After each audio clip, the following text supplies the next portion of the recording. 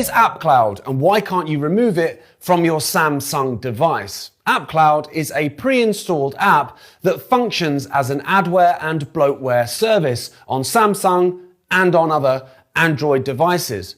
It recommends and installs apps without explicit user consent. In other words, this app that you've probably never heard of has access to your phone and can even install apps without your say-so. That's not adware, that's malware, as many users have vocalized in technology forums.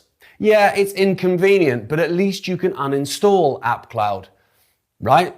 Nah, afraid not. Samsung says you may disable it, but you can't actually uninstall or remove the app from your phone. So who are AppCloud and who makes it? AppCloud is made by a company called Iron Source, and that company, you'll be shocked to know, are Israeli. So an Israeli software company has malware on your phone that can access all your data and can install things onto your phone without your permission. That's alarming because Israel doesn't just have a history of turning electronic devices into weapons, as they did with the recent pager attacks in Lebanon, but they also have a history of spying on dissidents using their technological skills. Now, they don't just reserve their spying for their enemies either. Both the US, their so-called greatest ally, and the UK have been on the receiving end of Israeli spying.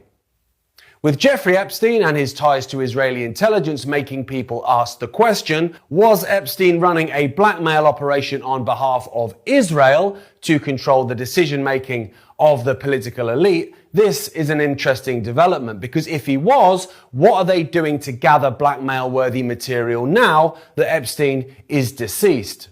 Is there another billionaire out there with cameras in every room gathering compromising videos of our elected officials getting up to horrific things? Or is that achieved via technological access? After all, if you can access their devices and their data, you can use that information as leverage, right? But what is perhaps more sinister is their ability to install data onto your phone.